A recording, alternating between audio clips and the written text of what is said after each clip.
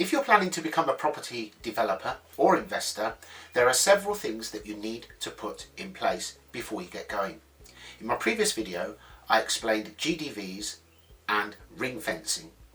Now, the next step before you actually begin to look for a property is to actually get your finance in place and work out how you are going to finance your project, whether it is for development or for investing. Now, development finance and bridging finance are not quite the same.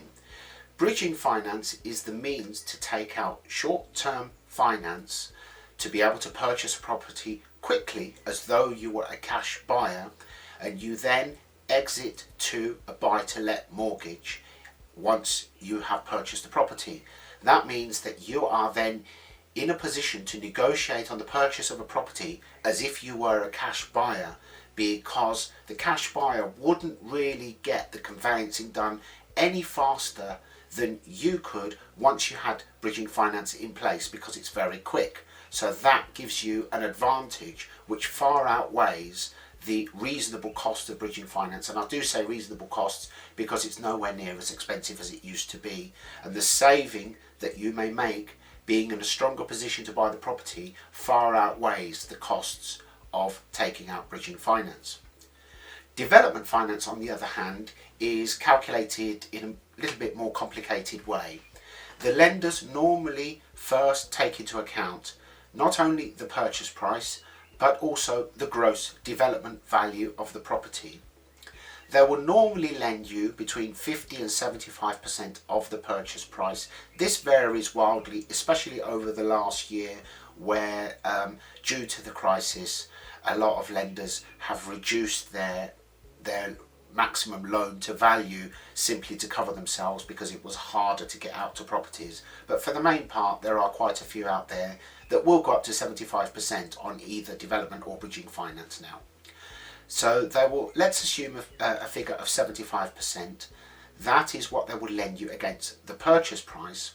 And in the case of development finance, then subject to you putting your proposal and your figures to them professionally and accurately, and you demonstrate that you've exercised due diligence in your calculations, the lenders may lend you up to 100% of the development costs, but it is handed out to you in arrears. So let's just use a figure of you were going to buy a property at 200. The gross development value of that property is 350. And you are going to spend £50,000 on development costs for that property. The lenders would lend you, whether it's bridge or development, 150, 75%. Then, if it is development finance, the further £50,000 will then be drawn down in 2 or 3 payments in arrears. So once you'd spent £10,000 or £15,000, then they would send an assessor to check that the work has been done and they're happy that you have actually spent that money on the property.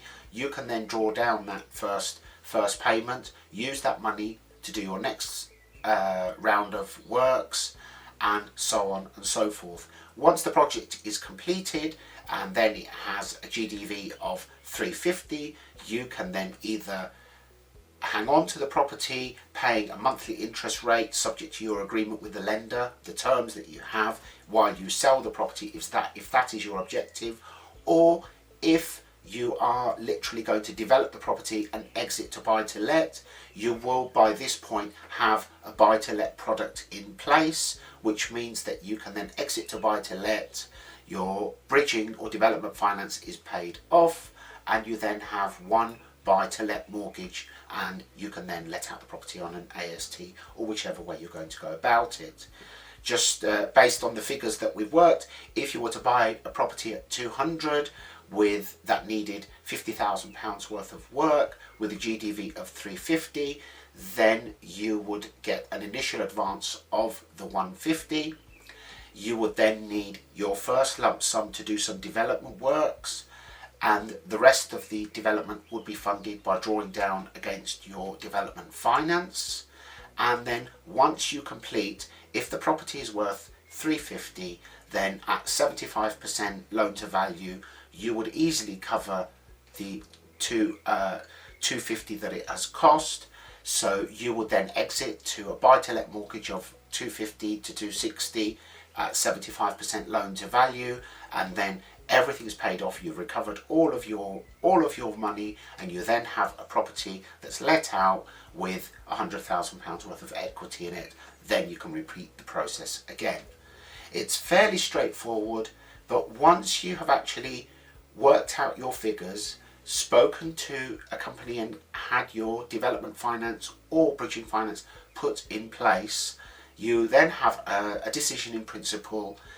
Then it's very straightforward for you to then approach people and actually make an offer that is a credible offer, because you can back that offer up by providing the seller or agent with details of the lender, who can then verify that you have access to those funds within 14 days, normally a month at the most.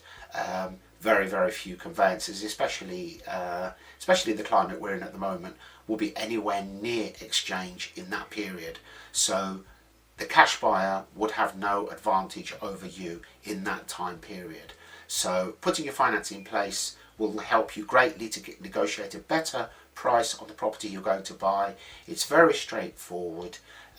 We have several companies that we work with, some of the largest in the country, who specialise in bridging and development finance. So if this is something you're thinking about, get in touch with me. We can have a chat about what you need to put together and how to do it. I can refer you to specialists, and once you've got that in place, then you're well on your way to progressing with your plan to become a property investor or developer. I'll see you in the next video.